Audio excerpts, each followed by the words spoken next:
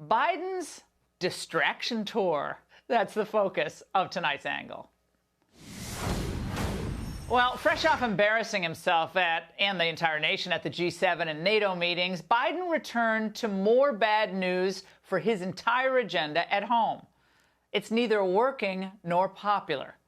First, his approval numbers are upside down. The latest Monmouth poll has Joe at only 48% approval, down 6 points from 54 in April. He dropped 9 points among Democrats and 11 points among the all-important independents. Now, Monmouth's polling director offers this reason for Biden's plunging rating. Right now, Biden is not quite meeting the public's expectations for helping the middle class. His calculation may be that the country is willing to accept some price increases in return for a more robust economy and wider array of support programs. Well, Biden's calculations were way off, and the bad economic news keeps piling up. Weekly jobless claims rose for the first time since April. They rose 37,000 to a seasonally adjusted 412,000. The increase in claims was led by California, Kentucky, and Pennsylvania. Well, all three states causing the bleed there are all led by Democrat governors who have slow-walked a full reopening. And progressives, they're close to revolting. The quotes in this piece are stunning. Biden's big pitch was, "I was in the Senate, so I know how to get things through the Senate." Well, we're not getting anything through the Senate, said one person. I wouldn't call it frustration. I'd call it disappointment. It's kind of a gut check time on the Democratic side. Another comment, we're running out of time. Now, to top it off, the Fed is increasingly worried about inflation. Interest rates are probably going to go up sooner than was initially thought, which, of course, will put the brakes on growth. Shifts in demand can be large and rapid. Inflation could turn out to be higher and more persistent than we expect. Meanwhile, parents are mobilizing against the Democrats' education crown jewel known as critical race theory. In fact, 2 new surveys show that Americans of all stripes oppose this poisonous ideology. They don't want anyone near their kids. A new Rasmussen poll released today shows that a plurality of likely voters, 43%, believe teaching CRT in public schools will worsen race relations. Only 24% said it would improve things. And a YouGov Economist poll released Tuesday gave even more encouraging breakdown of the opposition to CRT. Among voters who know that what critical race theory actually is, 57% had an unfavorable view of it. That includes 76% of independents, 54% of women, and 53% of Hispanics. This is unquestionably a winning issue for the GOP and a disaster for Biden and company. Even Democrat darling Terry McAuliffe may be in trouble in that Virginia governor's race because of this issue.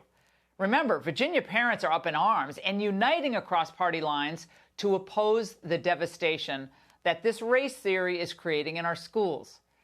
Now, the good news for Republican challenger Glenn Youngkin is that one poll by WPA Intelligence has McAuliffe up by only 2 points. Remember, he was governor before. And JMC Analytics has McAuliffe up by only 4 points. That is way too close for liberal comfort. Now, especially as the economy is moving in the wrong direction and Virginia schools are getting worse, not better. Very good for the GOP. And of course, I don't need to belabor the point about what an unmitigated disaster of a vice president Kamala Harris has turned out to be. She doesn't bring anything to the table other than that irritating cackle and a prickly personality.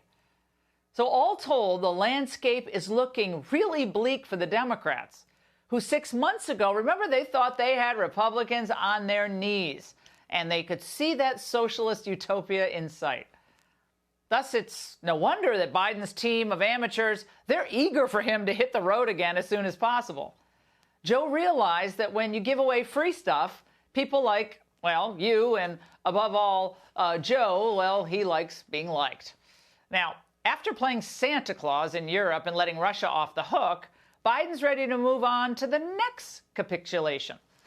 The White House's National Security Advisor Jake Sullivan told reporters that Biden wants to keep the personal magic going with a face-to-face meeting with his old pal Xi Jinping. Now, I'm sure his forgetfulness, the mental lapses, And the tendency to give foreign leaders everything they want without asking for anything in return won't be exploited by the Chinese at all. No. Now, obviously, a Biden-Xi meeting would be an utter disaster. It's simply not in our national interest to let this guy and his team of amateurs, meet the CCP without adult supervision. It's bad enough seeing the president get humiliated in Europe, but it could be catastrophic to put him in the same room with Xi. Now, accordingly, Republicans on the Hill, they need to start demanding detailed, confidential briefings from the Biden foreign policy team. We need to know in detail what issues would they plan to raise with President Xi, what issues would they expect the CCP to raise with Biden, and what sort of leverage do we have? What sort of leverage does the CCP have? We also need detailed briefings on the situation in Taiwan, the latest from Hong Kong, what's happening with the Uyghurs, and what's happening with the CCP's military buildup.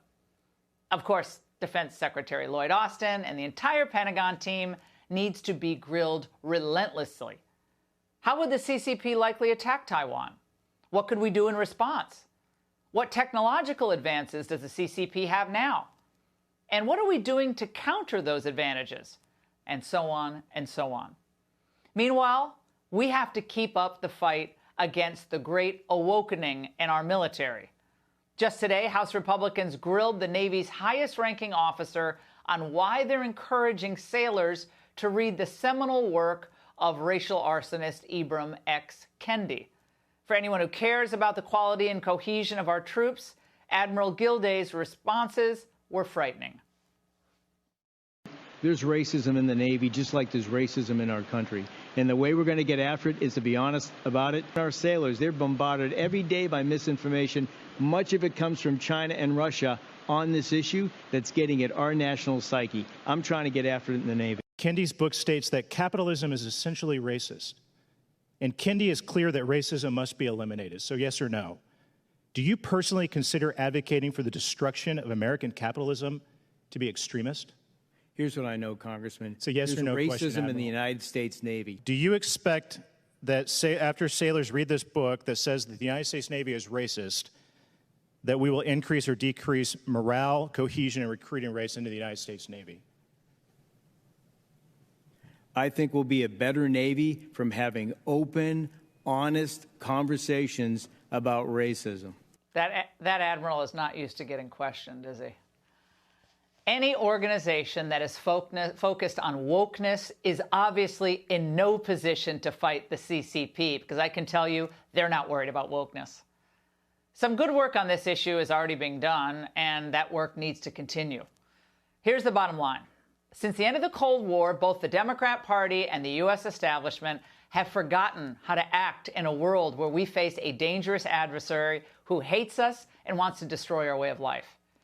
Years of chasing terrorists around the Middle East and pandering to the left-wing media have not prepared us to deal with the richest and most dangerous adversary we faced in decades. Trump's team brought a fresh and more rigorous approach to geopolitics, and they got some excellent results. But now we risk backsliding into the bad old days of weakness and decline. Republicans are doing what they can to stop Biden's tax and spendorama at home, but they have to do more to prevent Biden and his team from giving away the store abroad. The more feverishly the White House tries to distract us, the more obvious it is that we all need to pay more attention. And that's the angle.